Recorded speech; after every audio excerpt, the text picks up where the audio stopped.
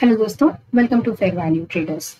दोस्तों, आज के वीडियो में हम बात करेंगे मूविंग एवरेजेस के बारे में। आई एम श्योर इसके पहले भी आपने काफी सारे वीडियोस देखे होंगे या ये समझने के लिए कि मूविंग एवरेज एक्चुअली काम करते भी है या नहीं, या करते हैं तो इसको यूज करने का सही तरीका क्या है।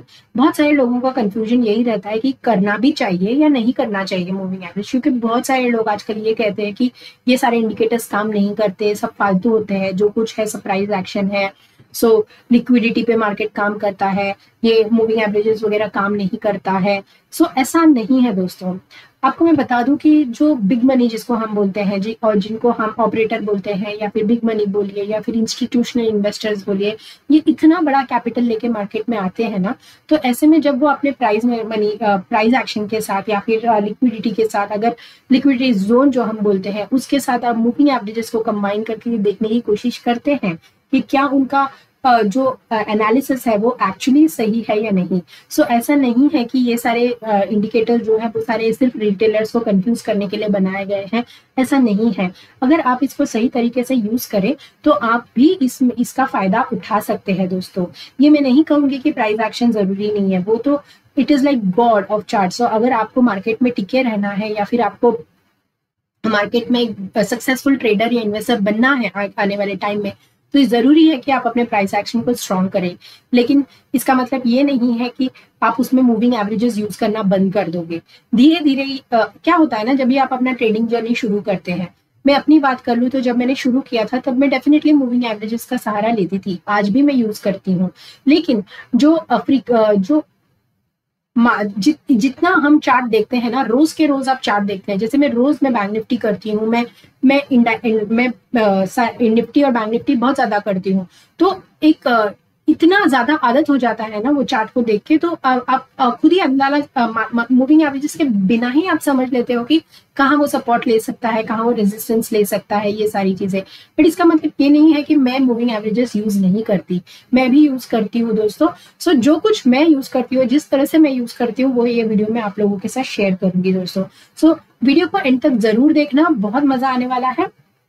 जैसे कि मैं हमेशा आपको रिक्वेस्ट करती हूँ, मैं एक दो एग्जाम्पल आपको दूंगी, उसके बाद मैं आपसे एक्सपेक्ट करूंगी कि आप खुद भी इसको अपने चार्ट में अपने प्राइस एक्शन के साथ मिलाकर यूज करने की कोशिश करिए, देखिए कि आपको किस तरह का रिजल्ट मिलता है। आई एम श्योर आप आपका जो चार्ट को समझने का तरीका है, सपोर्ट और रेजिस्टेंस आइडेंटिफाई करने का जो तरीका है, वो और सिंपल हो जाएगा अगर आप मूविंग एवरेजेस भी यूज करोगे। तो इसका मतलब ये नहीं है कि आप बहुत ज्यादा इंडिकेटर्स डाल दो अपनी चार्ट में और आपको सिर्फ इंडिकेटर्स ही दिखे और आपका कैंडल्स दिखे ही नहीं और आप पूरी तरह से कंफ्यूज हो जाए। बहुत बार लोग वो करते हैं, स्पेशली अगर आप बिगनर्स हैं, सुपर ट्रेंड लगा देते हैं, मूविंग एवरेज लगा देते हैं, बॉलिंजर बैंड लगा देते हैं। ऐसा नहीं है। अगर आप बॉलिंजर बैंड का यूज करना चाहते हैं तो बॉलिंजर बैंड ही यूज करिए, और अगर आप सुपर ट्रेंड यूज करें तो मैं तो नहीं करती, मैं तो बिल्कुल भी नहीं सजेस्ट भी नहीं करूंगी, लेकिन अगर आप कर रहे हैं तो सिर्फ वो करिए। अगर मूविंग एवरेजेस के बेसिस पे सपोर्ट रेजिस्टेंस निकाल रहे हैं तो वो करिए। तो बेसिकली बोलने का मतलब है कि अपने चार्ट को सिंपल रखिए दोस्तों, ताकि आपको एटलीस्ट प्राइस मूवमेंट दिखे। ऐसे नहीं कि सब कुछ आप एक ही चार्ट में भर दो। सो शुरू करते हैं आज के टॉपिक से। मूविंग एवरेज, जैसे कि मैंने आपसे कहा, नाम ही बताता है कि moving average something that moves, जो कांस्टेंट नहीं है, स्टैटिक नहीं है। कल के वीडियो में हमने स्टैटिक और डायनामिक सपोर्ट रेजिस्टेंस के बारे में बात की थी। तो मूविंग एवरेज जो है वो एक डायनामिक सपोर्ट एंड रेजिस्टेंस का काम करता है, जो मूव करता है प्राइस एक्शन के साथ, अपने कैंडल के साथ। तो और एवरेज का मतलब सिंपल यही है। मान लेते हैं कि आप एक स्टूडेंट हो और आपके पास 5 सब्जेक्ट्स हैं, Hindi, Marathi, English, geography, history, जो भी है, ठीक है। तो इन सारे सब्जेक्ट्स में आपको अलग अलग मार्क्स मिले हैं, किसी में 50 मिले, किसी में 30 मिले, किसी में 20 मिले, किसी में 70 मिले हैं। तो जब मैं आपको पूछूंगी आपका परसेंटेज आपको अगर निकालना है तो आप क्या करोगे, तो आप ये सबका एवरेज निकालोगे, ये 5 सब्जेक्ट्स को मिलाओगे और उसका एवरेज मार्क्स निकालोगे और बोलोगे कि मेरा, और उसमें से परसेंटेज डिराइव करोगे, बोलोगे कि इतना परसेंट आया। तो बेसिकली आपका पूरा जो मार्क्स है वो टोटल मिला के जब उसका एवरेज निकालते हो, डिवाइड बाय 5 करते हो 5 सब्जेक्ट्स का मार्क्स का, तो एक एवरेज मार्क मिलता है और उसका आप परसेंटेज निकालते हो। बस मूविंग एवरेज भी बिल्कुल वही है। वो इंस्टेड ऑफ मार्क्स यहाँ पर हम कैंडल्स का एवरेज निकालते हैं। तो मूविंग एवरेज काफी अलग अलग टाइप के हैं जो मार्केट्स में यूज करते हैं। बहुत सारे लोग हैं जो अलग अलग मूविंग एवरेजेस यूज करते हैं। कुछ लोग सिंपल मूविंग एवरेज यूज करते हैं, कुछ लोग एक्सपोनेंशियल मूविंग एवरेज यूज करते हैं। तो सिंपल और अगर यहाँ पे अगर आपने देखा तो मैंने 4 मूविंग एवरेज जो बेसिकली लोग यूज करते हैं मेजरली वो मैंने लिखे हुए हैं। तो एक सिंपल मूविंग एवरेज है, एक्सपोनेंशियल वेटेड मूविंग एवरेज और डेली मूविंग एवरेज। इसमें अगर आप देखेंगे तो सबसे ज्यादा जो यूज करते हैं वो simple and exponential moving average करते हैं। तो सिंपल मूविंग एवरेज और डेली मूविंग एवरेज ज्यादा डिफरेंसेस सेम ही है, तो आप उसको सेम ही मान लीजिए। और एक्सपोनेंशियल मूविंग एवरेजेस ज्यादा यूज करते हैं और सिंपल। तो दोनों किस तरह से दिखते हैं वो मैं आपको दिखाऊंगी, और जो मैं यूज करती हूँ वो भी मैं आपके साथ शेयर करूंगी। मैं एक्सपोनेंशियल मूविंग एवरेजेस यूज करना पसंद करती हूँ, स्पेशली बिकॉज मैं अगर इंट्राडे कर रही हूँ तो मैं एक्सपोनेंशियल मूविंग एवरेज को ज्यादा वेटेज देती हूँ। इसलिए क्योंकि सिंपल मूविंग एवरेज जो है ना वो धीरे धीरे बदलता है, लेकिन एक्सपोनेंशियल मूविंग एवरेज है ना आपके कैंडल्स जिस तरह से मतलब फास्टर मूव करता है, ज्यादा जल्दी फास्ट मूव करता है, तो आपको जो है फ्लक्चुएशंस भी ज्यादा दिखेंगे एक्सपोनेंशियल मूविंग एवरेज में। तो इससे आपका एंट्री प्लान करने में या एग्जिट प्लान करने में आपको ज्यादा प्रिसाइज आप हो सकते हो। ऐसा नहीं है कि सिंपल काम नहीं करता, सिंपल भी काम करता है, लेकिन उसमें रिजल्ट थोड़ा सा और डिलेड रहता है दोस्तों। सो थोड़ा सा और स्लो रहता है वो। सो इसीलिए मैं एक्सपोनेंशियल प्रेफर करती हूँ, तो वो मैं आपके साथ शेयर करूंगी दोस्तों। इसको एक एग्जाम्पल के साथ समझने की कोशिश करेंगे। ये निफ्टी बैंक का डेली चार्ट है, ठीक है। अभी अगर मैं आपको अभी हम एक काम करते हैं, जो हमने ट्रेंड लाइन में सीखा था वो हम ट्रेंड लाइन के सीरीज में, अगर आपने नहीं देखा है वो वीडियो जाके देख लीजिए। वहां मैंने आपको बताया था कि trend line also acts as support and resistance. तो यहाँ पे ट्रेंड लाइन हम बना देते हैं। अभी मुझे दिख रहा है कि मार्केट एग्जैक्टली अगर यहाँ पे देखेंगे तो मार्केट जो है ऊपर जा रहा है, नीचे आ रहा है, ऊपर जा रहा है, नीचे आ रहा है। तो दिखने से ही समझ रहा है कि मार्केट जो है वो एक हायर हाई लगा रहा है, करेक्ट। तो हम क्या करेंगे, सिंपली इसको एक ट्रेंड लाइन के साथ में फिलहाल जोड़ देती हूँ, ठीक है, सिर्फ आपको बताने के लिए, ठीक है। यहाँ पे मैंने एक ट्रेंड लाइन खींच दी, ठीक है। तो अभी इसके बाद है ना, मुझे ये दिख रहा है कि मार्केट जब भी यहाँ पे आया उसके बाद ऊपर गया, नीचे आया, फिर यहाँ पे सपोर्ट लिया और ऊपर चला गया, करेक्ट। तो मैं यहाँ पे एक सपोर्ट जोन बना सकती हूँ अपना, ताकि जब भी नेक्स्ट टाइम वहां पे आए तो मुझे समझेगा कि मार्केट जो है कि यहाँ से सपोर्ट ले रहा है। इसका वीडियो मैंने कल ही बनाया है, जहाँ पे मैंने static and dynamic support resistance आपको एक्सप्लेन किया। आपने नहीं देखी है तो वो जाके जरूर देखना। तो ये मैंने बना दिया, ठीक है। और मुझे दिख रहा है कि मार्केट यहाँ पे आया और उसके बाद गिरा, ठीक है। तो अभी इसको हम क्या करेंगे ना, सिंपल अभी इसमें मैं सिर्फ और सिर्फ मूविंग एवरेजेस डाल के देखूंगी कि मुझे रिजल्ट क्या देता है वो, ठीक है। तो आप इंडिकेटर्स में चले जाइए और यहाँ पे सिंपली EMA टाइप कर दीजिए, तो आपको बहुत सारे मूविंग एवरेजेस आ जाएंगे। Moving average exponential, cross, double, ये वो सब। तो आपको पहला वाला सिलेक्ट करना है, मूविंग एवरेज एक्सपोनेंशियल, ठीक है। तो मूविंग एवरेज एक्सपोनेंशियल में आपको बाय डिफॉल्ट ये आता है, तो इसको मैं चेंज कर देती हूँ। फिलहाल के लिए मैं इसको 200 कर देती हूँ, और इसका इंपॉर्टेंस भी मैं आपको बताऊंगी, और इसका मैं कलर जो है वो मैं रेड कर देती हूँ, ठीक है। तो फिलहाल अगर आप देखिए, मैंने कुछ नहीं किया था, मैंने आपको सिर्फ क्या, जब भी हमने ये चार्ट को देखने की कोशिश की थी तब मैंने आपसे सिर्फ कहा था कि मार्केट जो है हायर हाई लगा रहा है। अगर आप यहाँ पे 200 EMA लगा देंगे तो आप अपने प्राइस एक्शन पे जितना आपको एक्सेलेंस हासिल करना आप कर लीजिए, लेकिन उसके साथ अगर आपने 200 EMA लगा दिया तो आप देखेंगे कि मार्केट एग्जैक्टली 200 EMA के पास आके सपोर्ट लिया है और वहीं से ऊपर गया है। तो आने वाले टाइम में जब भी वो नीचे जाएगा तो ये EMA जब ऊपर जाएगा तो वो कहीं ना कहीं 200 का सपोर्ट लेके ऊपर जा सकता है। इसको मैं थोड़ा पीछे लेके जाती हूँ और हम समझने की कोशिश करते हैं। देखिए, ये बैंक निफ्टी का डेली चार्ट है। अगर आप देखेंगे तो जब भी मार्केट 200 के पास आया है, देखिए मार्केट जब भी 200 EMA के पास आता है तो मार्केट जो है यहाँ से एक बाउंस लेने की कोशिश करता है। यहाँ पे वो 200 EMA के पास आया, वो नहीं नीचे सस्टेन कर पाया और बाउंस ले लिया। अगर आप यहाँ देखेंगे तो भी मार्केट ने 200 EMA से ही सपोर्ट लिया है ना। तो ये 200 EMA जो है वो बहुत बहुत ही ज्यादा इंपॉर्टेंट EMA। देखिए जहाँ पे, देखिए यहाँ पे भी 200 का सपोर्ट लिया, ऊपर गया। तो जब भी हमारा जो बड़े टाइम फ्रेम में मार्केट जो है 200 EMA के पास आता है, जैसे कि डेली टाइम फ्रेम हो गया या मंथली टाइम फ्रेम हो गया या वीकली टाइम फ्रेम हो गया, 1 आवर 4 आवर, इसमें जब भी मार्केट 200 EMA के पास आता है ना तो मार्केट कभी भी सपोर्ट लेने की कोशिश करेगा। तो तो यहाँ पर भी आप देखेंगे तो 200 के पास है। अगर इसको मैं थोड़ा सा बैंक निफ्टी अगर आप देखेंगे तो कभी भी मार्केट जो है वो 200 को बहुत ज्यादा नीचे क्रॉस नहीं कर पाया, एक्सेप्ट ये टाइम में। अगर आप देखेंगे तो ये वो टाइम है जब हमारा कोविड का टाइम चल रहा था, और तभी मार्केट जो है फिर भी उसने 200 के यहाँ पे सपोर्ट लेने की कोशिश की और एकदम से गिर गया, और उसके बाद वो 200 के नीचे ट्रेड किया था। ये वो टाइम है। वरना अगर आप देखेंगे तो ओवरऑल बैंक निफ्टी ने हमेशा ही 200 का सपोर्ट लिया है। यहाँ पे भी देखेंगे तो वो एक बार रिजेक्शन लेके नीचे आया, और उसके बाद जब भी जो कोरोना का जो ये है वो सेटल होने लगा, आप देखेंगे तो 200 ईएमए का सपोर्ट थे, मार्केट ने एग्जैक्टली वही से सपोर्ट बनाया और फिर वहीं से ऊपर चला गया। तो 200 ईएमए जो है ना, इसको हम ऐसे भी बोलते हैं कि वो जो है स्लो ईएमए है। स्लो ईएमए का मतलब क्या होता है, वो जो बहुत जल्दी नहीं बदलता, मतलब कि एक बहुत ही ज्यादा स्ट्रॉन्ग सपोर्ट और रेजिस्टेंस का काम करता है। यहाँ पे देखेंगे तो वो सपोर्ट का काम कर रहा है, लेकिन कई बार जब मार्केट 200 ईएमए के नीचे होता है और एक डाउन ट्रेंडिंग मार्केट रहता है, जैसे मान लेते हैं कि अभी एक कोई स्टॉक है जो नीचे गिर रहा है, ठीक है, तो अगर वो 200 ईएमए का वो हर बार जब भी 200 ये उसका 200 ईएमए है ये मान लेते हैं, तो जब भी ये वाला स्टॉक 200 के पास आएगा ना, ये रेजिस्टेंस फेस करेगा और फिर नीचे आएगा, फिर वो 200 के पास जाएगा, रेजिस्टेंस फेस करेगा, नीचे आएगा, ऊपर जाने की कोशिश करेगा ना। जब भी वो अगर डाउन ट्रेंड बहुत स्ट्रांग है ना, तो वो हमेशा 200 से रिजेक्शन लेके नीचे आएगा।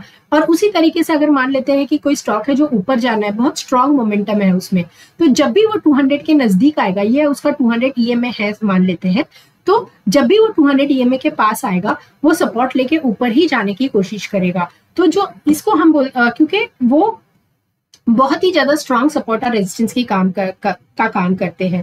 तो जो पहला ईएमए मैं यूज करती हूँ वो है 200 ईएमए दोस्तों। सो वो आप लोग भी यूज कर सकते हैं, और जैसे कि मैंने कहा कि वो हमेशा एक सपोर्टर, बहुत ही अच्छा सपोर्टर रेजिस्टेंस का काम करता है। और अगर अभी भी आप देखेंगे तो मार्केट में ये कभी का मार्केट है, Feb 12 का मार्केट है, और ये 24 जैन का। अगर आप देखें तो मार्केट ने वहीं से सपोर्ट लिया और ऊपर गया।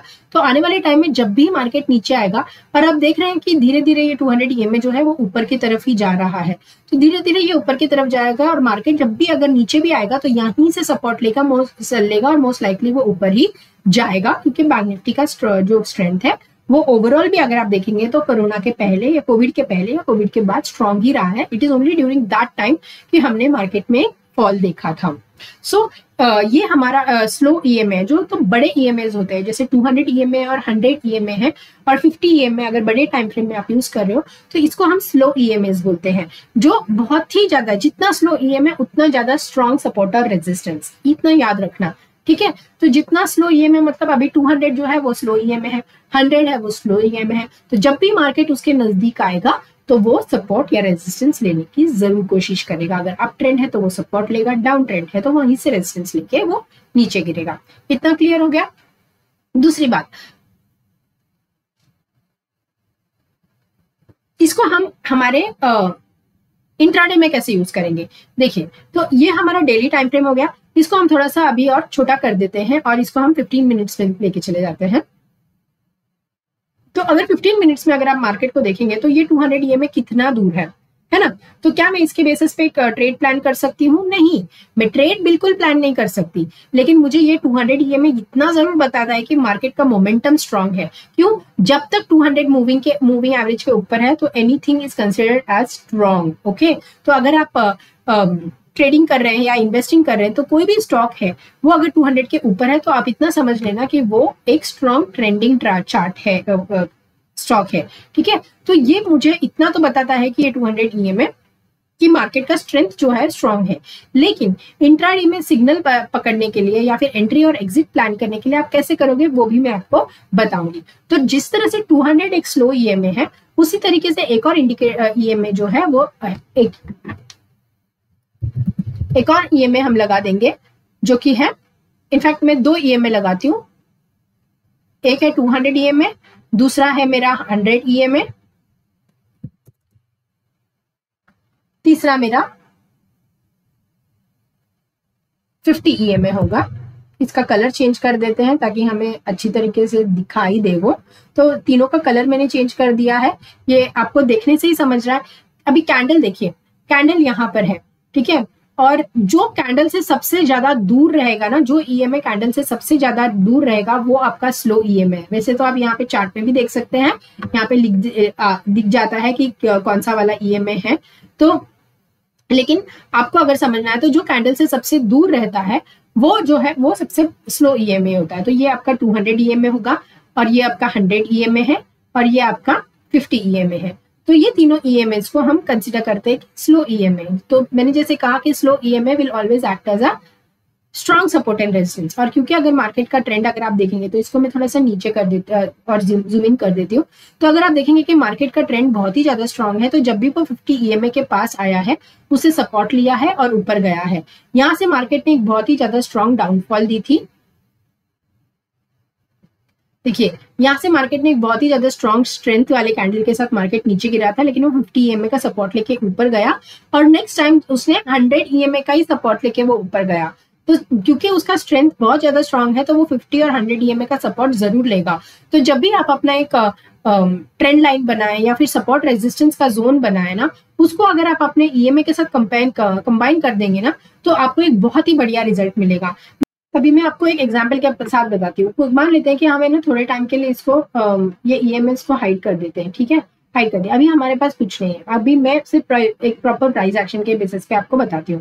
देखिए मार्केट यहाँ से एक अप ट्रेंड में जा रहा है, लेकिन अगर आप देखेंगे तो मार्केट जब भी ऊपर जा रहा है, तो मार्केट जब ऊपर गया तो यहीं पे आया, एग्जैक्टली ये जो पहले वाला सपोर्ट था वही सपोर्ट लेकर ऊपर गया है, करेक्ट। तो ये मेरा एक सपोर्ट जोन है, तो मैं वो सपोर्ट जोन मार्क कर देती हूँ, ठीक है, मैंने मार्क कर दिया एक सपोर्ट जोन, ओके। और अभी अगर आप देखेंगे तो मार्केट कहीं ना कहीं यहीं पे आके रुक रहा है बार बार, तो यहाँ पे मैंने एक रेजिस्टेंस जोन भी मार्क कर देती हूँ मैं, ठीक है। तो अभी मैं क्या करूंगी ना, अभी हम इसको 200 ईएमए देखते हैं। 200 ये बहुत ही नीचे है, 100 ईएमए थोड़ा सा ऊपर है, 50 ईएमए एग्जैक्टली अगर आप देखेंगे तो पिछली बार वो 50 ईएमए से इतने दूर था, और वहीं पे आके नेक्स्ट टाइम जब 50 ईएमए का भी सपोर्ट मिला और उसको ये आपका जो सपोर्ट जोन है वो भी उसका भी सपोर्ट मिला, और वहीं से मार्केट ऊपर गया, है ना। तो अभी मैं आपको एक चीज बताती हूँ, आप ध्यान से सुनना। EMAs will always act as a magnet. क्या मैं बोल रही हूँ? EMAs will always act as a magnet. देखिए ये सारी पॉइंट्स आपको कोई एकदम जल्दी बताने नहीं वाला है, तो आपको मैं बता रही हूँ, तो इसका फायदा उठाइए और इसको अपने दिमाग में डाल के फिट कर लीजिए अगर आपको एक सही अच्छा ट्रेडर बनना है तो। देखिए मैंने क्या कहा कि EMAs will always act as a magnet. इस पॉइंट पे अगर आप देखेंगे तो यहाँ से ईएमए कितने दूर, यहाँ पे ईएमए के बीच में कितना स्पेस है, तो इतना समझ लेना कि जितना कैंडल दूर रहेगा ईएमएस से, जितना कैंडल्स दूर रहेंगे ना ईएमएस से, वो हमेशा कोशिश करेगा कि वो ईएमए के नजदीक आके उसको टच जरूर करे। तो अगर आप देखेंगे तो इस पॉइंट पे ईएमए से दूर था मार्केट, ईएमए से दूर था और वो ऊपर की तरफ गया, लेकिन अगली बार जब भी वो नीचे आया तो हमने तो ये प्राइस एक्शन के बेसिस पे एक सपोर्ट जोन बनाया ही था, लेकिन वहां पे ईएमए को उसने एग्जैक्टली टच किया।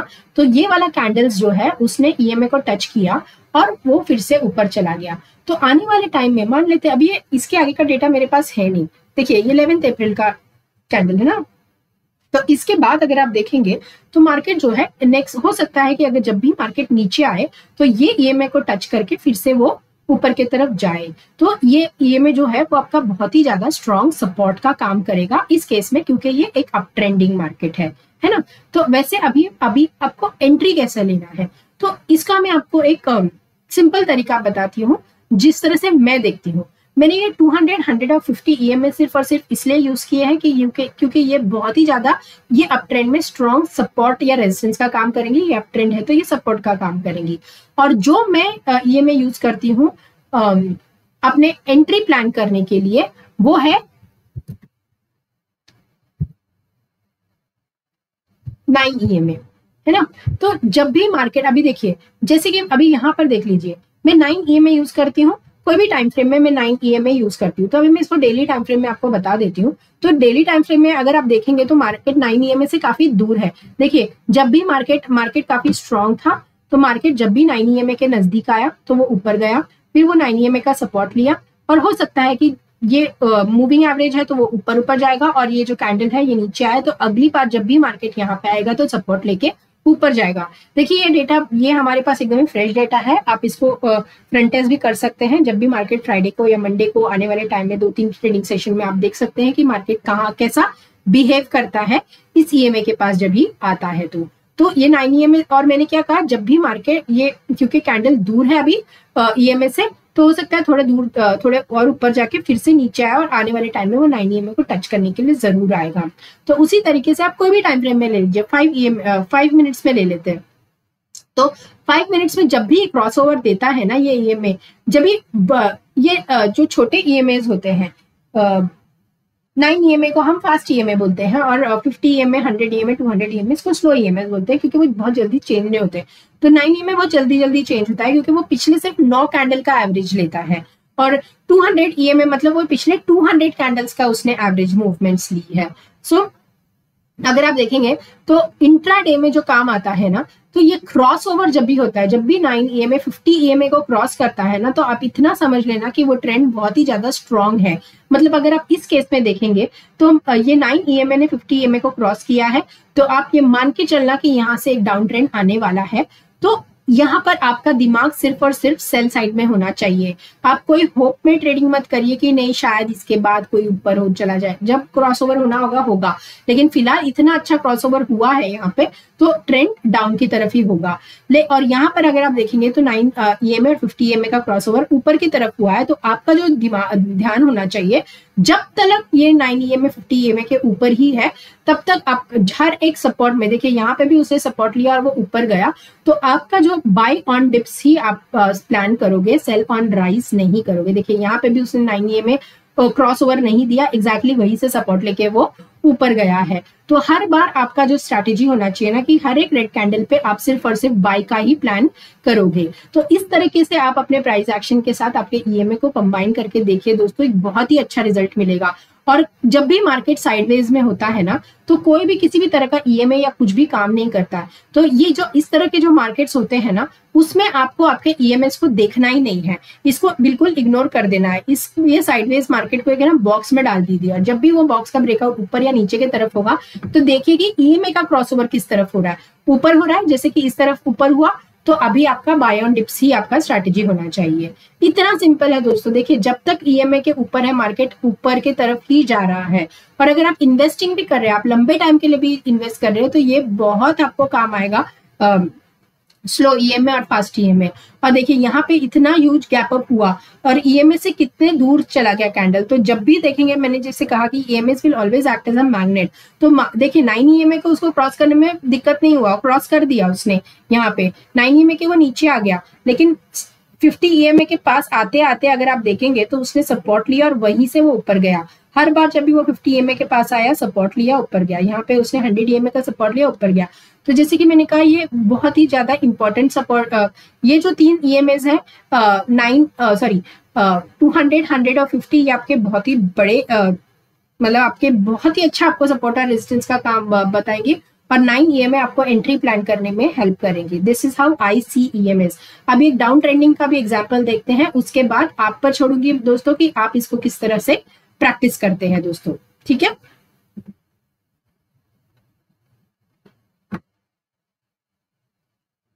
देखिए दोस्तों, यहाँ पर अगर आप एग्जांपल देखेंगे तो ये 9 ईएमए ने 50 ईएमए का क्रॉसओवर नीचे की तरफ दिया, तो मेरा विजन जो है वो सिर्फ सेल ऑन राइज होगा। तो हर बार अगर आप देखेंगे तो मार्केट जब भी वो यहाँ पे 200 ईएमए के पास आया और वो वो इस केस में उसने 50 ईएमए के पास आया और 50 ईएमए के पास आया, 100 ईएमए के पास आया, वहां पे उसने एक रेंज बनाया। और ये जो क्लस्टर है, जैसे कि मैंने कहा था, एक रेक्टेंगल जोन है, इसको मैं कंसिडर नहीं करूंगी। यहाँ पे किसी भी तरह का ईएमए जो आपका काम नहीं करने वाला। लेकिन जब भी वो ईएमए ये रेंज का ब्रेकआउट नीचे की तरफ दिया, तो आप देखेंगे कि कितना अच्छा उसने डाउनफॉल दिया है। यहाँ पर भी जब भी उसने क्रॉसओवर दिया तो कितना बढ़िया क्रॉसओवर दिया उसने नीचे के तरफ। तो वैसे ही जब भी वो क्रॉसओवर ऊपर के तरफ देगा तो आपको एक बहुत ही अच्छा स्ट्रॉन्ग अप ट्रेंड दिखेगा। सो ईएमएस को आपने प्राइस एक्शन के साथ कंबाइन करके यूज करना अगर आप सीख गए ना, तो आप इसका बहुत फायदा उठा सकते हैं दोस्तों। सो ये वीडियो को मैं यहीं पे स्टॉप करती हूँ, वीडियो काफी लंबा हो गया है। सो अगर आपको चाहिए कि इसका एक और एडवांस सीरीज बनाऊं मैं, तो इसका नेक्स्ट एपिसोड में हम इसको कवर करेंगे, तो मुझे कमेंट करके जरूर बताना, तब मैं आपके लिए ये एक और एडवांस वर्जन इसका बता दूंगी। इंट्राडे में आप इसको किस तरह से और एफिशिएंटली यूज कर सकते हैं। तो फिलहाल मैं इसको यहीं पे कट करती हूँ। वीडियो पसंद आया तो वीडियो को लाइक कीजिए, सब्सक्राइब कीजिए। मिलती हूँ एक और वीडियो में, तब तक के लिए good bye and God bless you.